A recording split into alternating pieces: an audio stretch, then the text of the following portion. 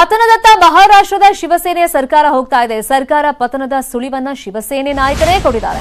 ಸರ್ಕಾರ ಪತನದತ್ತ ಅಂತ ಸಂಜಯ್ ರಾವತ್ ಟ್ವೀಟ್ ಅನ್ನ ಮಾಡಿದ್ದಾರೆ.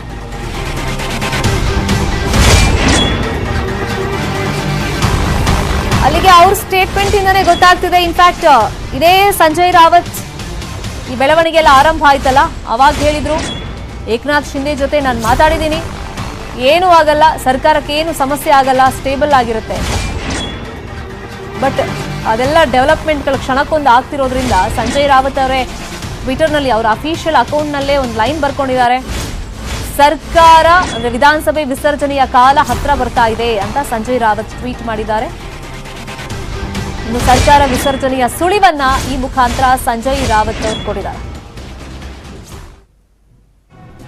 ಯಾಕಂದ್ರೆ ಏಕನಾಥ್ ಶಿಂದೆ ಜೊತೆಯಲ್ಲಿ ಅವರೇ ಎಕ್ಸ್ಕ್ಲೂಸಿವ್ ಆಗಿ ಹೇಳಿರೋ ಪ್ರಕಾರ 46+6 ಜನ ಪಕ್ಷೇತರ ಶಾಸಕರಿದ್ದಾರೆ.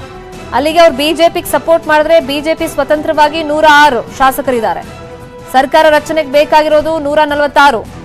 ಸೊ ಈ 106+ ಅವ್ರು ಹೇಳ್ದಂಗೆ 46+7 ಜನ ಪಕ್ಷೇತರರು ಅಂದ್ರೆ ಬಹುಮತ ಈಸಿಲಿ ಸಿಕ್ಬಿಡುತ್ತೆ, ಸರ್ಕಾರ ರಚನೆಯನ್ನ ಮಾಡಬಹುದು. ಇನ್ನೊಂದು ಕಡೆ ಸಿಎಂ ಉದ್ಧವ್ ಠಾಕ್ರೆ ಇವತ್ತು 5 ಗಂಟೆ ತನಕ ಡೆಡ್ ಲೈನ್ ಕೊಟ್ಟಿದ್ದಾರೆ.